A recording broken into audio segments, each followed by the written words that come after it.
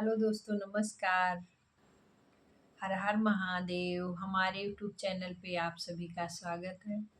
आज मैं लेके आई हूँ शिव चर्चा करने के बाद हाजिरी लगाते हैं, और वही गीत मैं लेके आई हूँ आप लोगों के बीच में। उम्मीद करते हैं आप लोग को अच्छा लगेगा, और अच्छा लगे तो लाइक कमेंट करें, और चैनल पे नए हैं तो सब्सक्राइब करें प्लीज़। धन्यवाद। लिख दीना हमारो हाजिरिया ए गुरुजी, ले आई कापिया कलमिया ए गुरुजी, ले आई कापिया कलमिया ए गुरुजी, लिख दीना हमारो हाजिरिया ए गुरुजी। पहिला हजिरिया हमरे पति जी के लिखिया, पहिला हजिरिया हमरे पति जी के लिखिया।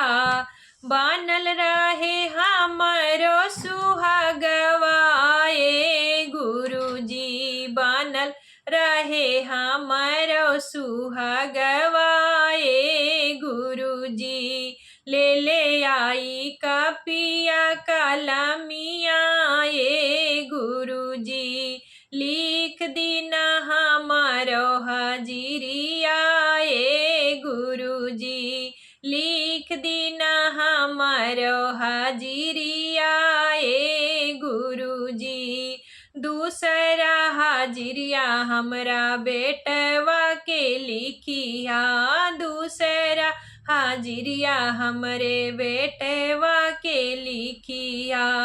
बन जाई कौनो या पसरवा ए गुरुजी, बन जाई कौनो या पसरवा ए गुरुजी, लिख दीना हमारो हाजिरिया ए गुरुजी, ले आई कापिया कलमिया ए गुरुजी, ले आई कापिया कलमिया ए गुरुजी।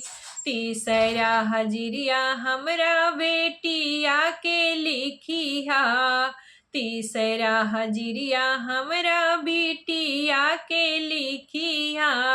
मिल जाई सुंदर घर बारवा ए गुरुजी, मिल जाई सुंदर घर बारवा ए गुरुजी, ले आई कापिया कलमिया ए गुरुजी, ले आई कापिया कलमिया ए गुरुजी, लिख दीना हमारो हाजिरिया ए गुरुजी, लिख दीना हमारो हाजिरिया ए गुरुजी।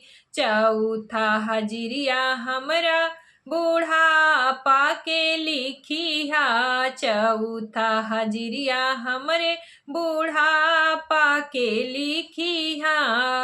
सुबह शाम जपी तोहरा नाम ए गुरुजी, सुबह शाम जपी तोहरा नाम ए गुरुजी, लिख दीना हमारो हाजिरिया ए गुरुजी, लिख दीना हमारो हाजिरिया ए गुरुजी, ले आई कापिया कलमिया ए गुरुजी, ले आई कापिया कलमिया ए गुरुजी।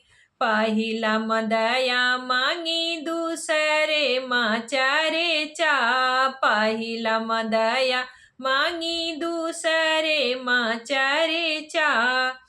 तीसरे मकरी गुरु पड़े रमवाए गुरुजी, तीसरे मकरी गुरु पड़े रमवाए गुरुजी, ले आई कपिया कलमिया ए गुरुजी, लिख दीना हमारो हाजिरिया ए गुरुजी।